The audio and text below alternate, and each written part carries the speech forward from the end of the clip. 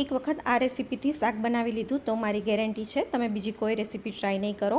તો તેના માટે મેં અહીંયા લીધેલા બધા જ વેજીટેબલને એકદમ બારીક કટ કરી દીધા છે અને એક પેસ્ટ તૈયાર કરી છે જેનાથી જ આ શાકનો સ્વાદ એકદમ સરસ આવશે. તો કઈ વસ્તુમાંથી પેસ્ટ બનાવેલી છે તેના માટે તમારે ફૂલ વિડીયો જોવો પડશે. લિંક હું નીચે ડિસ્ક્રિપ્શનમાં આપી દઈશ. હવે એક પેનમાં 3 થી 4 ચમચા જેટલું તેલ લઈ રાઈ, જીરું અને હિંગનો વઘાર કરીને જે શાકભાજી ચોપ કરેલા છે તે બધા જ એડ કરી દેવાના છે.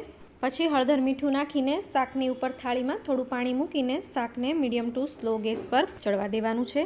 શાક 80% જેવું ચડી જાય એટલે ધાણા, જીરું, ગરમ મસાલો, આપણે જે પેસ્ટ બનાવીને રાખેલી છે તે અને કસૂરી મેથી નાખીને શાકને 5 થી 7 મિનિટ માટે ફરીથી પાણીવાળી થાળી ઢાંકીને ચડવા દેવાનું છે. 5 મિનિટ પછી શાકમાં થોડી ખાંડ, લીંબુ અને ચડિયાતી કોથમીર નાખીને બરાબર મિક્સ કરી લઈએ. આ શાકનો સ્વાદ પંજાબી શાકને પણ ભૂલાવી દેશે. તો તૈયાર છે અહીંયા ફ્લાવરનું શાક કે મિક્સ વેજ પણ તમે કહી શકો.